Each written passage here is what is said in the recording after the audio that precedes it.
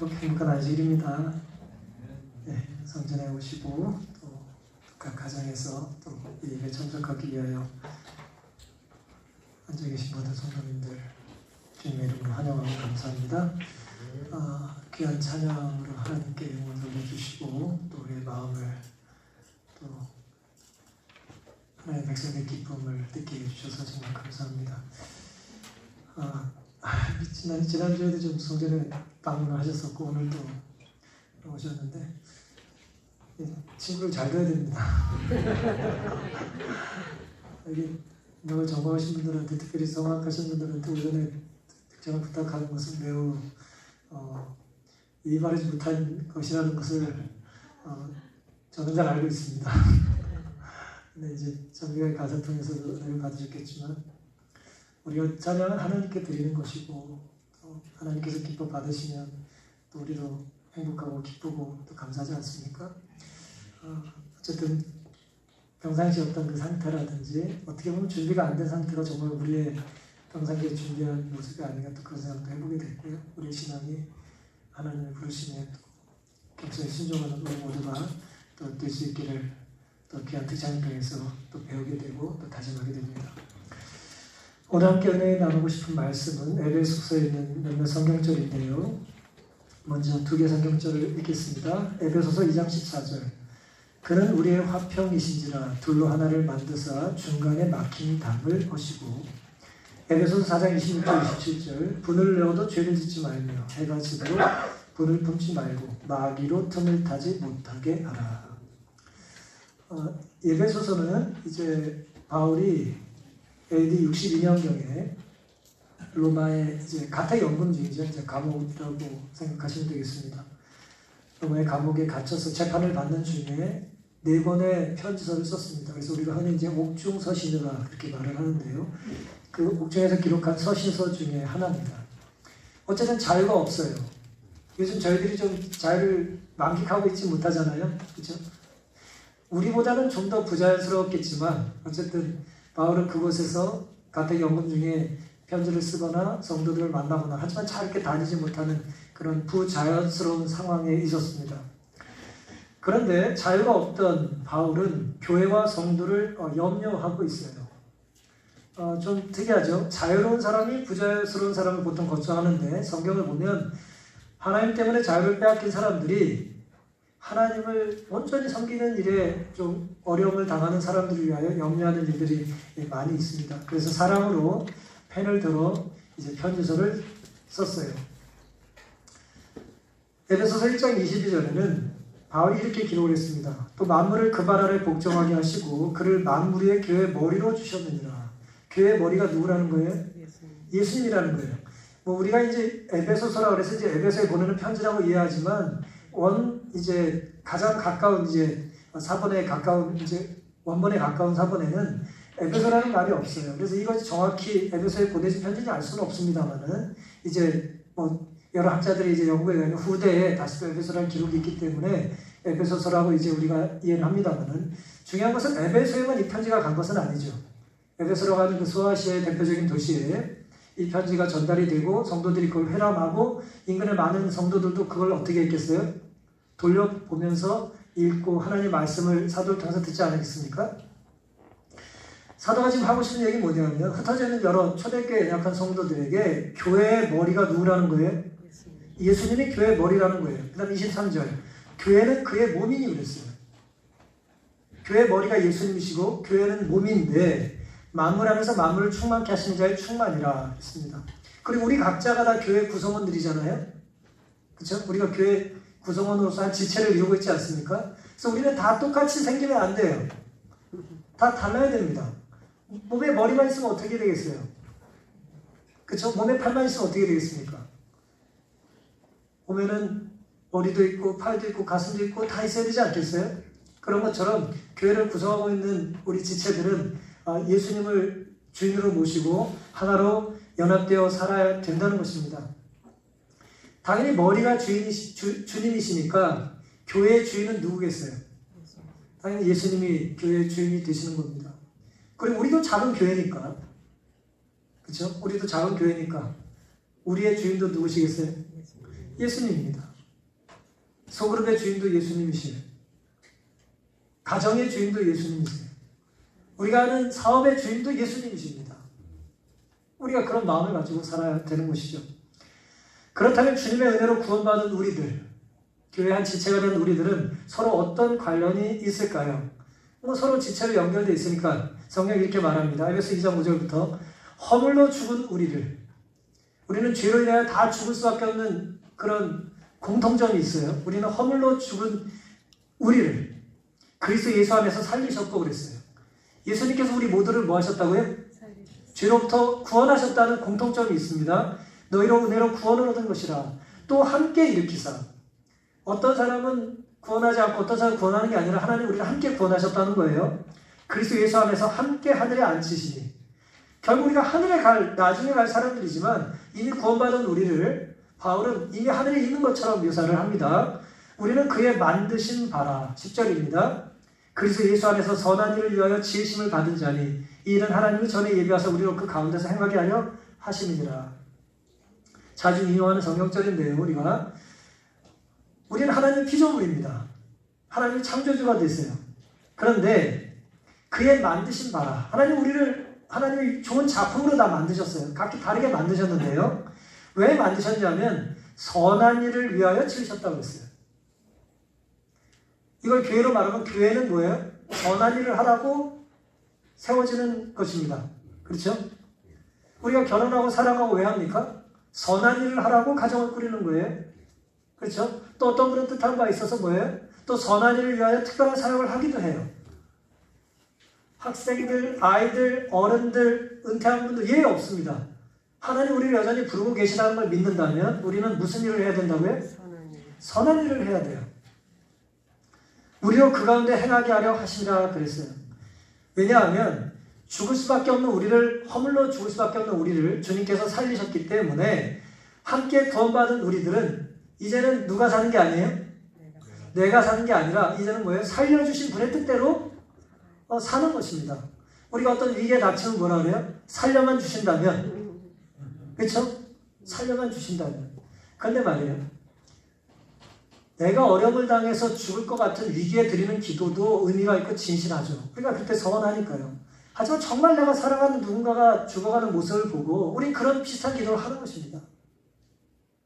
우리 어머니를 살려주신다면, 우리 아들을 살려주신다면, 우리 남편과 우리 배우자를 살려주신다면 제가 어떻게 살겠다는 기도를 지금까지 살면서 우리가 한 번도 안 해볼 수도 있을까요? 그리스도인이라면? 그렇지 않아요? 우리는 그런 기도를 수없이 하고 사는 겁니다. 그런 것들이 어떻게 보면 선한 일을 위하여 하나님께서 우리를 지으셨다라고 하는 걸 우리가 증명하고 있는 거예요. 하나님 뜻대로 기도하는 것이죠. 그러니 하나님 뜻대로 사는 것입니다. 선한 일은 무엇이든지 주인의 뜻대로 행하는 거예요. 왜냐하면 하나님 우리를 만드셨기 때문에. 지으신 분의 뜻대로 사는 것이죠. 오늘 제목을 좀 제가 말씀 그대로 좀 정해봤는데 담은 허물고 틈은 막자라고 한번 정해봤습니다. 먼저 담을 허물어야 됩니다. 우리가 허물어야 될 담이 어떤 담인지, 어디에 있는 담인지 좀 생각해 보겠습니다. 에베소 2장 14절 우리가 읽은 것처럼 그는 우리의 화평이신지라 둘로 하나를 만드사 중간에 막힌다고 하셨다고 그랬어요. 여기서 얘기하는 중간, 어떤 것을 얘기하는 걸까요? 어떤 장소를? 담이 없어야 될 곳. 그러니까 중간에 담이 있으면 안 되는 곳. 어디입니까? 교회예요, 교회.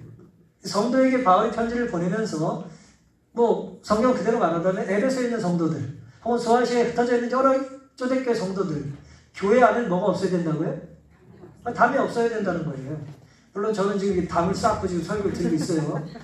이런 담이 아니에요. 담이 없어야 된다는 것이죠. 담은 무엇이고 담은 누가 쌓습니까? 어제 어느 집사님이 담이 결리셨다고 그랬는데 그 담은 아니에요. 담이 뭡니까? 경계를 구분 짓는 거죠. 경계를 왜 구분 짓습니까? 울타리를 왜 치죠? 안과 박을 나누기 위한 거예요. 그렇죠? 안팎을 구분하기 위한 거예요. 안은 뭡니까? 내 거죠. 그러니까 주인이 선을 긋는 게 경계입니다. 그렇죠? 주인이 선을 긋는 거예요. 주인이 아니라 선 긋으면 그건 도둑이에요. 남의 물건에 선 긋으면 안 됩니다. 내 거에 내가 선을 긋는 거예요. 어떻게 보면 자기에 걸릴 수 있죠. 그런데 소유권을 침범하지 말라라고 하는 이 담을 쌓는 일이 우리에게 있어서는 사실 익숙하긴 한데 이 문제는 이 담을 어디서도 친다는 거예요? 교회에서도 친다는 게 문제가 있다는 거예요. 여기 지금 앉아 계신데 지금 다 모범적으로 떨어져 앉아 계셔요. 근데 어떤 분이 쓱 하고 내 옆에 앉아요. 그러면 담을 치면 안 된다 이거죠. 네. 좋다고 옆에 앉았으니 뭐예요? 뭐 조심해서 앉아 계시면 되겠습니다. 또 너무 붙어 앉지는 마시고요. 요즘 같은 때는. 제가 어린 시절에 이제 의정부 살았습니다. 뭐 의정부만 그런 건 아니죠. 뭐 다 웬만한 동네 다 그렇겠습니다만 특별히 의정부는 부대가 많았어요. 군부대 시절이 많은 곳이죠. 미국 사람들도 많이 살았고 한국 사람도 어쨌든 부대가 있으니까 많이 있었는데 제가 교회를 가다 보면 부대 담을 지나가야 됐어요. 오래전에 이제 한 뭐 40년 정도 전에 이제 군부대 주변 문화를 한번 생각해 보세요. 그 당시 벽에 뭐가 그려져 있는지 기억나십니까? 거기 탱크도 그려져 있고 이렇게 써 있었어요. 접근 금지, 접근하면 발포함. 접근하면 발포한대요. 참 두려운 말이죠. 경고문이 이렇게 철조망에 담에 이제 그려져 있고 써 있었습니다. 당연히 그런 줄 알고 살았어요. 진짜 접근하면 맞는 줄 알았어요. 참 상상하기 힘든 일인데 당시에는 이것이 상식적인 일이었습니다. 왜 이런 담을 쌓는가? 말씀드린 것처럼 그 울타리 안에 주인이 누구라는 거예요? 나라는 것입니다. 그렇다면 주님은 왜 담을 허무셨습니까? 왜 담을 허물라고 하셨습니까? 왜 담을 허무시고 우리에게 허물라고 하셨을까요? 담은 누가 쌓는다 그랬죠? 주인이 쌓아요. 그럼 담은 누가 허물 수 있어요? 주인만 허물 수 있어요. 주님은 모든 것의 주인이시기 때문에 담을 허무실 수 있는 거예요. 에베소 2장 11절부터 보시면 그러므로 생각하라 너희는 그때 육체로 이방인이요 손으로 육체에서 행한 할례당이라 칭하는 자들에게 무할례당이라 칭함을 받은 자들이라. 바울이 유대인으로서 이방인 그리스도인들에게 지금 이야기를 하고 있는 거예요. 너희들은 유대인은 아니지 않았냐? 그러면서 이제 유대인으로서 이방인들에게 말하는 거예요. 그리스도인들에게 12절 그때 너희는 그리스도 밖에 있었고 이스라엘 나라 밖의 사람이라 약속의 언약들에 대하여 외인이요 세상에서 소망이 없고 하나님도 없는 자이더니 이제는 전에 멀리 있던 너희가 그리스도 예수 안에서 그리스도의 피로 어떻게 됐다고요? 가까워졌다고 그랬어요. 그는 우리의 화평이시더라 둘로 하나를 만드사 중간에 막힌다고 하셨다. 이 14절의 배경을 이해하시겠죠?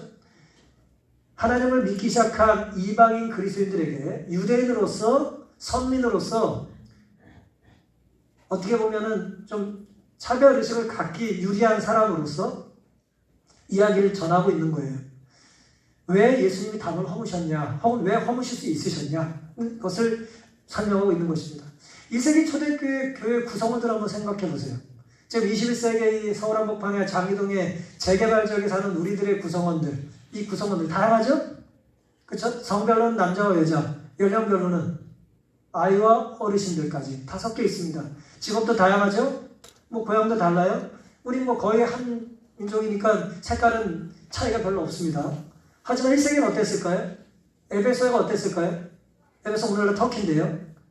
어때? 유럽과 아시아의 접경지대입니다. 당연히 인종적으로 어땠겠어요? 유럽인들이 있었고 아시아인들이 있었겠죠? 그쵸? 그 다음에 주인이 있었고 종이 있었겠죠? 1세기에 자유인이 있었고 자유인이 아닌 사람이 있었을 겁니다. 여자 남자 말할 것도 없어요. 부자가 있었고 가난한 사람이 있었을 거예요. 1세기 교회 구성원들에 대하여 갈라디아 3장 28절에는 이렇게 말합니다. 너희는 유대인이나 헬라인이나 종이나 자주자나 남자나 여자 없이 다 그리스도 예수 안에서 하나다 그랬어요. 누가 하나라고 그랬어요? 예수님이 하나라고 그랬어요. 주인이 하나라고 한 거예요. 주인이 너희들은 다 하나다 그러면 하나입니까? 주인이 하나라고 하면 하나가 되는 것이죠.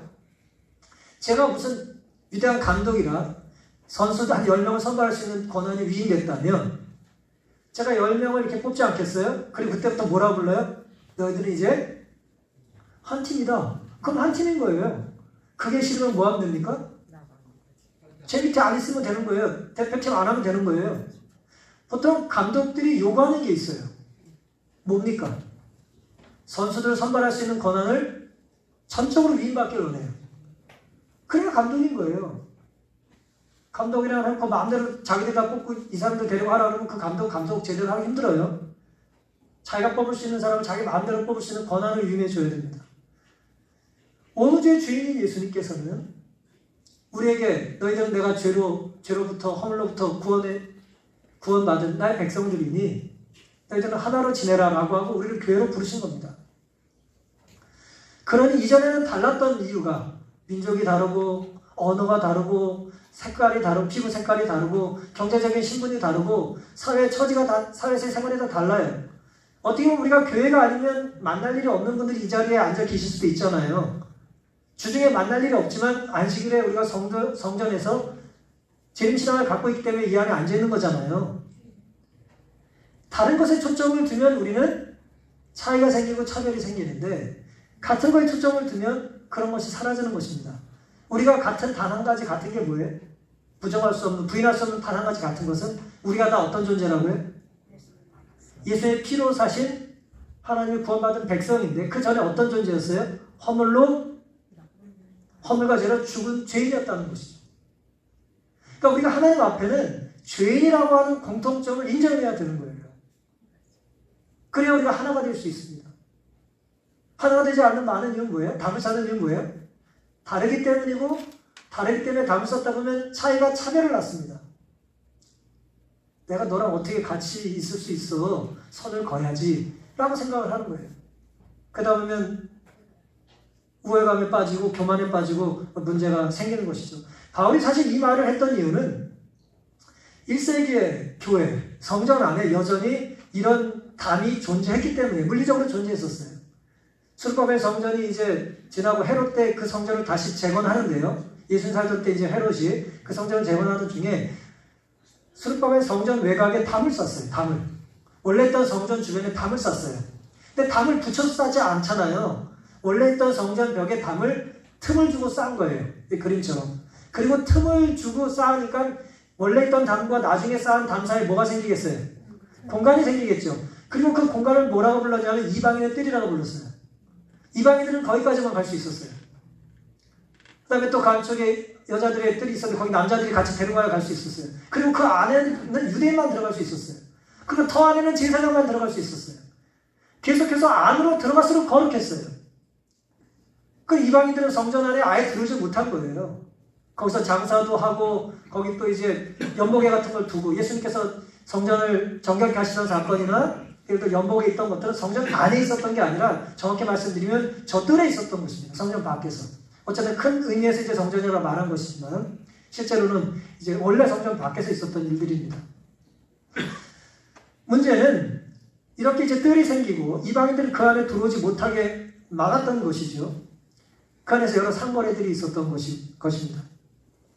바울이 사도행전 21장에 보면 유대인들에게 살해 위협을 받던 이유 중에 하나가 뭐였냐면은 사도행전 21장 28절 29절에 외치되 이스라엘 사람들아 도라 이 사람은 각처에서 우리 백성과 율법과 이것을 회방하여 모든 사람을 가르치는 그 자인데 또 헬라인은 이방인 아니에요?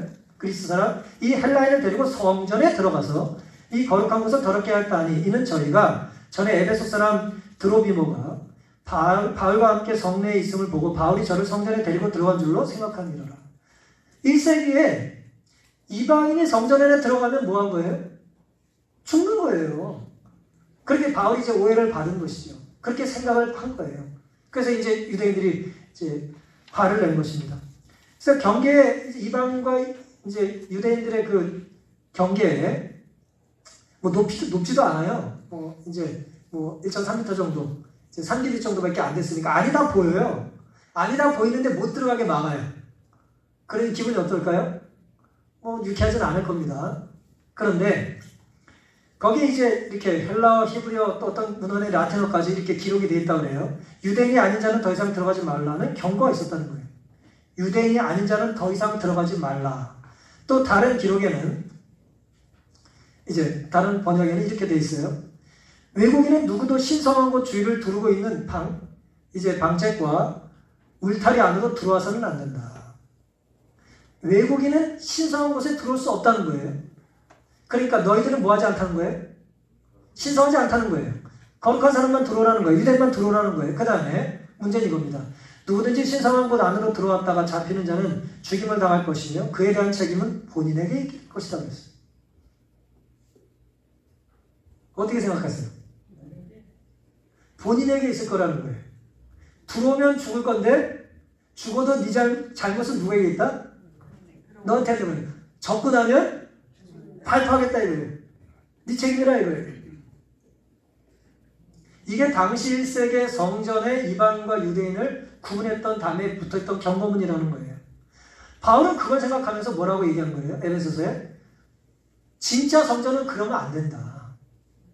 이건 물리적인 이제 예루살렘에 있는 페로 성전인데 우리가 지향하는 1세기의 교회는 이러면 안 된다는 거예요. 예수님께서 피로 사신 교회는 이러면 안 된다는 것입니다. 사랑하는 성도 여러분, 주님은 십자가로 사탄이 좋아하는 사람과 사람 사이, 하나님과 땅 사이의 담을 허무셨어요.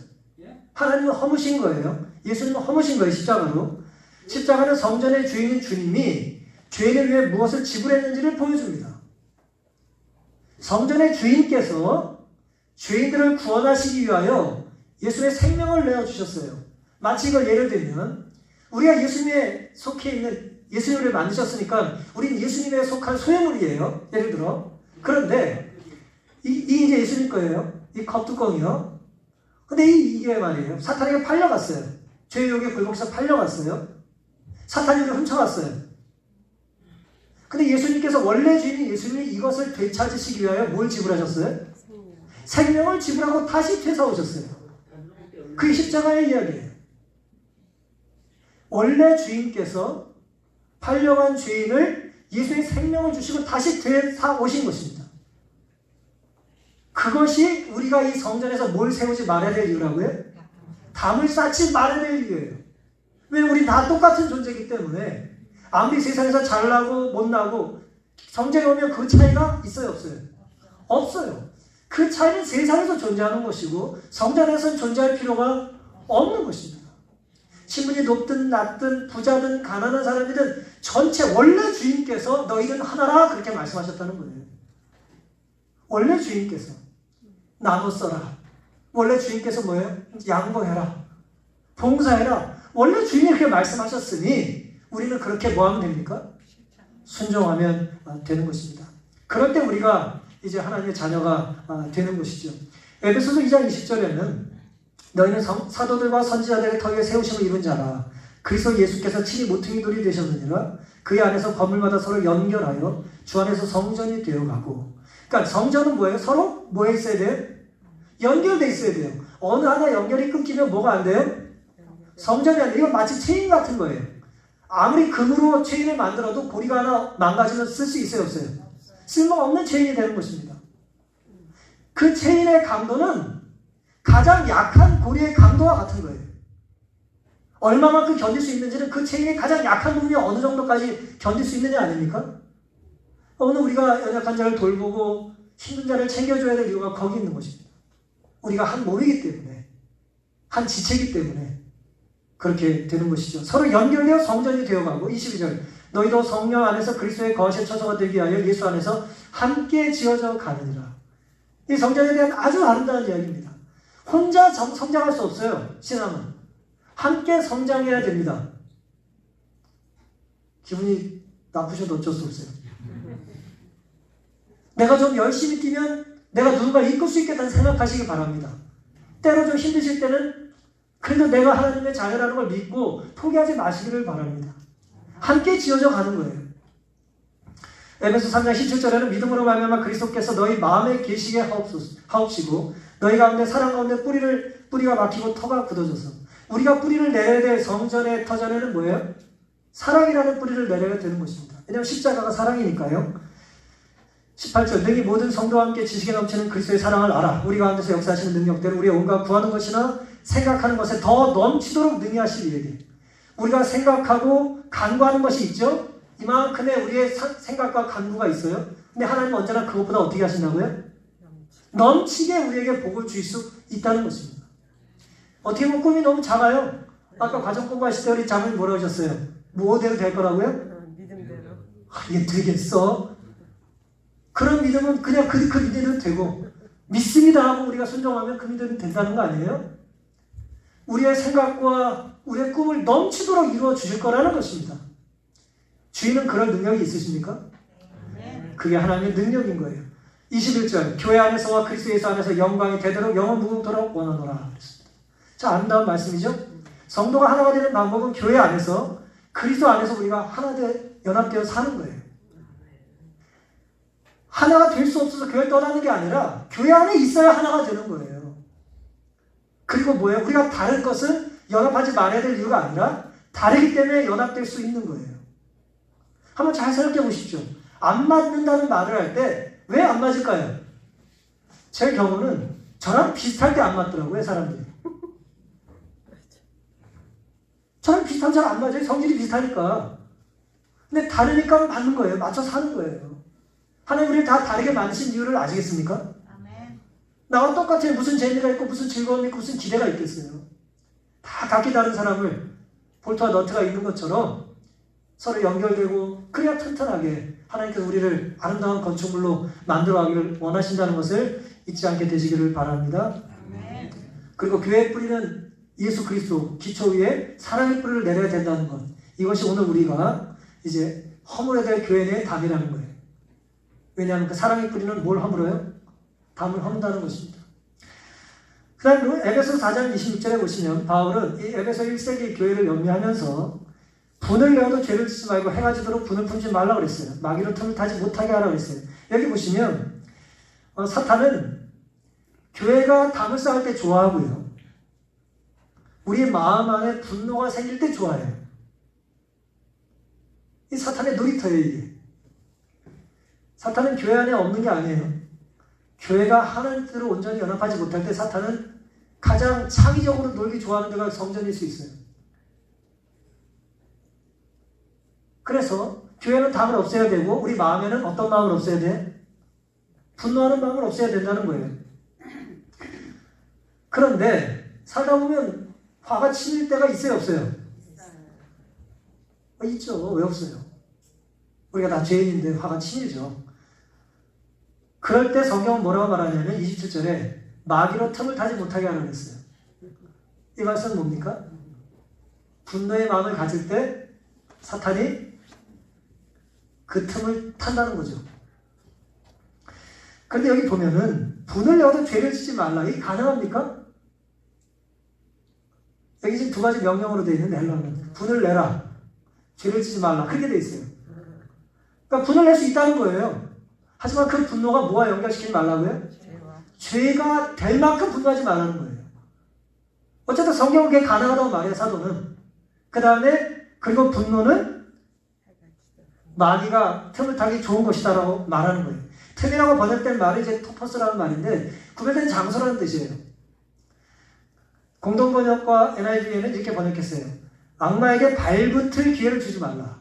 분노함으로 발붙일 기회를 두지 말라는 거예요. 그 다음에 NIV는 풋홀드라고 번역을 했어요. 이게 이제 발판이라는 뜻입니다. 이제 등산하기 좋아하는 사람들이 이제 발판 뛰고 올라가잖아요. 아니면 저기 문체방에 발 끼는 거예요. 저게 이제 그런 개념이에요. 사탄이 저런 식으로 들어오는 거예요. 아무리 집이 좋으면 뭐합니까? 문이 열려있으면. 제가 문 열어놓는다고 잔소리를 집에서 많이 들어요. 문을 열면 뭐가 들어와요? 동네 모기가 자꾸 들어와요. 어제 밤에도 몇 마리 잡았어요. 아무리 사택 멋있게 전화오면 뭐합니까? 문단속 안에 가서 벌레가 자꾸 들어오는데요. 그럼 벌레만 들어오면 그걸로 끝이 아니에요. 부부 사이가 멀어져요. 그 틈이 생기는 거예요. 네? 틈을 잘 막아야 됩니다. 제가 그림을 한 장 구글에서 찾았는데요. 여기 이렇게 써 있어요. 악마에게, 사탄에게 사탄이 네 차에 태우지 말아라. 사탄은 항상 운전대를 잡고 싶어 하기 때문이다. 그런 뜻입니다. 우리가 사탄이 친절하게 미소를 짓고 앉아가지고 저 좀 태워주세요 그래요. 우리가 또 신사니까 태워줍니다. 그 사탄은 옆에 가만히 앉아있질 않아요. 어떻게 한다는 거예요? 결국 운전대를 뺏는다는 거예요. 우리 삶의 운전대를 결국 사탄은 차지한다는 것입니다. 분을 내어도 죄를 지지 말라. 그리고 해가 지도록 분을 품지 말라. 이게 무슨 뜻일까요? 예수님께서도 성전, 아까 이방인의 그 뜰에서 이제 성전을 정결케 하는 의식을 행하셨잖아요. 장사하는 사람들에게. 종교 지도자들을 뽑아놨더니 거기서 막 장사하고 막 어떤 소득이나 얻고 앉았으니 얼마나 화가 나셨겠어요. 안식일에 제가 문 앞에 서가지고 헌금 바꿔준다 그러고 막 10%씩 떼먹었으니 그 얼마나 화가 나시겠어요. 예수님이 이제 채찍을 드셨어요. 예수님은 의로운 분을 내신 거죠. 우리 의분이라고 하잖아요. 그러니까 분을 내어도 죄를 지지 말라는 것은 뭐와 관계된 거예요? 의로운 분을 얘기하는 거예요. 의로운 분노는 필요합니까? 필요하죠. 명백하게 잘못된 것, 명백한 불의에 대하여 우리는 항거할 수 있어야 돼요. 그게 개신교의 정신이잖아요. 프로테스트란 말은 항의한다는 뜻입니다. 프로테스탄트는 항의자라는 뜻이에요. 타락한 교회에 대하여 이 말씀대로 살지 않는 이 교회에 대하여 항의했던 사람들이 개신교예요. 의로운 분노가 있었던 것이죠. 이것은 바람직한 것이고 필요한 것인데 문제는 조심해야 된다는 거예요. 우리의 분노가 다 의분입니까? 그렇지 못하죠. 그 다음에 예수님은 의로운 분노를 하시면서 구분을 하셨어요. 뭘 구분하셨습니까? 이 정당한 분노를 내뿜으시면서 잘못된 행동과 잘못한 사람을 구분하셨어요. 근데 우리는 어떻게 생각합니까? 잘못된 행동은 잘못된 인간이 했으니까 떼어낼 뗄 수가 없다고 끝까지 우리가 믿고 싶은 거죠. 우리 안에 그런 유혹이 있는 것입니다. 죄와 죄인은 우리는 구분하고 싶어 하지 않는 거죠. 개인적으로는 구원받았다고 믿지만 타인의 죄에 대하여는 우리가 그걸 떼려고 하지 않는 것이죠. 해가 지도록 분노하지 말라는 의미는 해 뜰 때는 화내도 된다는 뜻입니까? 이거 무슨 라마단이에요? 이슬람 사람들 해 뜰 때는 밥 먹지 않고 그럽니까? 무슨 뜻일까요? 해가 지도록 분을 품지 말아라. 무슨 뜻입니까? 예, 뭐 여러 가지 의미가 있겠죠. 어쨌든 분노가 너무 길게 지속되도록 고집하지 말라는 거예요. 사람이 어때요? 분노를 내면 처음에 1로 시작했던 분노가 어떻게 되죠? 2, 4, 6 막 커지죠? 화내다 말고 화가 더 커져요. 그렇죠? 그렇게 되는 거예요. 그래서 하나님께서는 아무 의로운 분노라 할지라도 악한 분노는 말할 것도 없고 너무 오랫동안 끌지 말라는 거예요. 그걸 그냥 해가 지도록이라는 표현을 쓴 거죠. 하지만 이걸 구약의 창세기적인 관점으로 보면 해가 진다는 건 무슨 뜻입니까? 저녁이 되면 아침이 된다는 건 뭐예요? 해가 지고 해가 뜨는 거니까 이건 제 혼자 생각이에요. 새로운 한 달이 시작될 때는 새 마음으로 시작하라는 거예요. 왜요? 새로운 한 달 새 생명은 누가 주시는 겁니까? 하나님이 주시는 건데 하나님이 주시는 새 생명을 네가 어제 느꼈던 분노를 가지고 시작하지 말라는 거예요. 물론 오늘이라는 시간도 하나님이 주신 겁니다만은 오늘의 어떤 형태의 분노든지 하나님 우리에게 주신 새로운 생명에 연결시키지 말라는 거예요. 바울이 이제 성령을 통해서 그런 교훈을 우리에게 주신 것입니다. 지난주 어느 집사님과 대화하던 중에 그 집사님이 자신도 모르게 화가 날 때가 있다고 그랬어요. 제가 보기엔 화를 안 내는 분인데 화가 날 때가 있대 본인도. 그러면서 나도 모르게 화가 날 때 나는 순간적으로 하나님께 기도를 하신다는 거예요. 그분이. 이렇게 기도를 하신대요. 하나님 제가 미워하는 마음이 생겼습니다. 미워하지 않게 도와주세요. 그렇게 기도를 하신대요. 사실 누구나 해야 될 일이지만 이렇게 하는 사람이 많지 않죠. 왜요? 우리 화가 날 때는 뭘 생각합니까? 내가 화가 나는 정당성을 저는 그렇게 생각하거든요. 화가 날 때 내가 이 화를 낼 수밖에 없는 정당성을 자꾸 생각해내. 찾아보면 자꾸 보여. 화내면서 자꾸 보여요. 내가 화를 더 내야 되나? 이렇게. 근데 어떤 분은 그 순간에 뭐 한다고요? 기도를 하는 것입니다. 왜 그럴까요? 화가 나는 순간이야말로 내 삶의 진짜 주인이 누군지가 내 안에 진짜 주인이 누군지가 드러나는 거예요. 내가 감정적으로 화가 나지만 내 삶의 태도는 그리스도인답게 살아야 된다는 하나님의 말씀에 내가 뭐 하는 거예요? 순종하려고 하는 걸 포기하지 않는 것입니다. 얼마나 위대한 일입니까? 요즘 화를 참지 못해가지고 사고 치는 사람이 참 많죠? 수도 없이 많은데 제가 여러 가지 보던 중에 제가 이게 제일 인상적이어가지고 잠깐 좀 보여드릴게요. 좀 오래된 자료긴 한데요. 이게 한 치킨집에서 자동차 브라우저잖아요. 자동차 타고 들어가면서 이 치킨을 주문했는데 중간 얘기예요. 잠깐 보세요. 잘 보이시죠?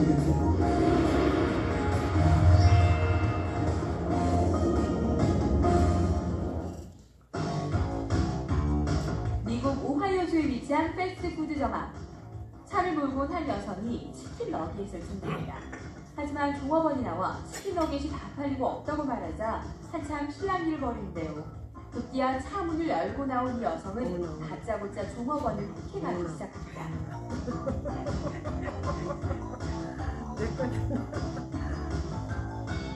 종업원들이 문을 잠궈버리자 분을 이기지 못한 여성은 결국 도구를 이용해 창문을 깨고 말았는데요.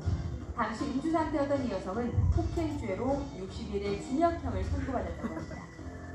현명하게 화내는 것, 결국 자신에게 득이 된다는 사실 잊지 말아야겠네요. 제가 저 동영상을 자꾸 멈춰보고 저 여자 얼굴을 봤는데 예쁘게 생겼어요. 뭐 예쁜 사람 하면 안 된다는 건 아닙니다만 지금 정신이 나갔어요. 지금 저분이 뭐 달라고 지금 문을 깨요? 지금 유리를 깨요? 치킨을 먹고 싶은데 치킨이 다 떨어졌다니까 화가 나는 거예요. 유리를 깨는 것입니다. 60일 그래서 감옥에 갔어요. 술에 취했다고 그랬죠? 에베소서 5장 18절에는 술 취하지 말라 이는 방탕한 것이니 오직 성령의 충만을 받으라 그랬습니다. 술에 취하면 폭력적이고 파괴적이고 사탄의 지배를 받게 되는 것입니다. 집어넣으면 결국 안 되는 것이라면 조금이라도 넣지 않는 게 좋겠죠? 우리는 성령으로만 체험을 받아야 합니다. 이 성령으로 체험을 받으라는, 충만을 받으라는 이 말은 헬라어로 2인칭, 현재, 복수, 수동태, 명령 형태 동사로 쓰였어요. 뭐 복잡한 것 같지만 정리해서 말씀드리면 그렇습니다. 이것은 현재 시제라는 얘기는 뭐냐면 성령 충만은 한 번으로 끝날 수 없다는 얘기예요. 계속 체험을 받아야 된다는 거예요. 두 번째 수동태라는 뜻은 뭐예요? 내가 채울 수 있는 게 아니라는 거예요. 성령이 넣어주시는 걸 우리가 받아야 된다는 거예요. 겸손히. 그 다음 2인칭 명령이라는 건 뭐예요? 어떤 구별된 몇 사람만 받는 게 아니라 모두에게 하나님께서 주기를 원하신다는 뜻입니다. 성령 충만은 우리 모두가 받을 수 있습니까? 성령은 모두에게 성령을 주기를 원하십니까? 그리고 그것은 어느 한 번으로 완성되는 것이 아니라 계속해서 반복해서 끊임없이 우리가 받아야 되는 것입니까? 그런 거예요. 우리가 뭐 치킨 너겟 달라고 유리창 깬 여자 보고 참 웃기다 하지만 우리 안에 저런 웃긴 모습이 없습니까? 찢기지 않고 뭐 언론에 노출이 안 돼서 그렇지 우리가 저런 실수를 안 하고 삽니까? 부끄러운 일들이 우리에게 다 있는 거예요. 그때 뭐가 있냐면 분노하는 감정을 다스리지 못하는 것입니다. 우리가. 주님이 주인이시라면 주님이 우리의 삶을 주도하실 수 있도록 우리는 주님께 우리 모든 것들을 넘겨드릴 수 있어야 합니다. 성전에서는 담을 쌓지 말고 허물어야 되고 내 마음 안에는 분노의 틈을 기도와 성령으로 막아야 할 것입니다. 우리가 예배드리는 모임은 거룩하고 귀중한 기회가 되어야 한다. 기도에는 형제들이 서로 비난하고 정죄하는 곳, 불쾌한 감정과 거친 말로 주고받는 곳이 아니다. 이와 같은 정신이 나타나는 곳에는 그리스도께서 쫓겨나고 사탄이 주도권을 쥐기 위해 들어올 것이다. 교회라 할지라도 우리 안에 하나님 뜻대로 살지 않는 쓸데없는 담들을 채우다 보면 그 담과 담 사이에 그리스도가 계실 수 없고 사탄이 주도하게 된다는 것입니다. 하나님께서는 순종의 길을 걷는 모든 사람을 지켜주실 것이다. 그러나 그 길을 이탈하는 것은 사탄의 영역에 위험을 무릅쓰고 들어가는 것이다. 사랑하는 성도 여러분, 사탄은 분열된 교회와 분노하는 심령을 아주 좋아합니다. 이 사탄의 놀이터예요. 사탄이 마음대로 휘젓고 다니길 원하는 것입니다. 이 교회가 사탄의 놀이터가 되면 안 되겠죠? 우리 마음이, 우리 심령이, 우리 부모, 형제들과 특히 우리 자녀들의 마음이 사탄의 놀이터가 되면 안 되겠죠? 그래서 우리는 성령의 충만함을 받을 수 있도록 분노의 구멍은 기도와 순종으로 막고 분열된 담은 허물어야 되는 것입니다. 근데 이것이 우리 능력으로 되는 건 아니죠? 우리의 힘으로 이게 무너집니까? 우리 힘으로, 우리 능력으로 막을 수 있나요? 안 됩니다. 시편 39편 4절 여호와여 나의 종말과 연한이 없다고 알게 하사 나로 나의 연약함을 알게 하소서. 내가 혼자서는 할 수 없다는 연약함을 깨닫게 하라고 기도했죠. 놀랍게도 신약 로마서 8절에 바울이 이렇게 기록했습니다. 26절 이와 같이 성령도 우리 연약함을 도우시나니 우리가 스스로 허물 수 없고 스스로 막을 수 없는 담과 이 틈에 대하여 성령은 우리 연약함을 도우시나니 우리가 마땅히 빌 바를 알지 못하나 오직 성령이 말할 수 없는 탄식으로 우리를 위하여 친히 간구하시느니라. 성령께서 우리 안에 있는 담을 허물어 주시기를 기도하지 않으시겠습니까? 성령께서 우리 안에 분노의 감정을 다스리고 사탄이 발을 들여놓지 못하도록 우리가 지켜야 될 것과 허물어야 될 것을 분간할 수 있도록 성령께서는 우리의 삶을 주관하실 수 있도록 우리 마음을 내어드리고 문 두드리시는 주님께 우리 삶의 주인이 되어달라고 간구하는 한 주가 되셔서 승리가 우리의 삶에 상식처럼 일어나는 한 주가 될 수 있기를 바라면서 오늘 말씀을 마치겠습니다. 아멘.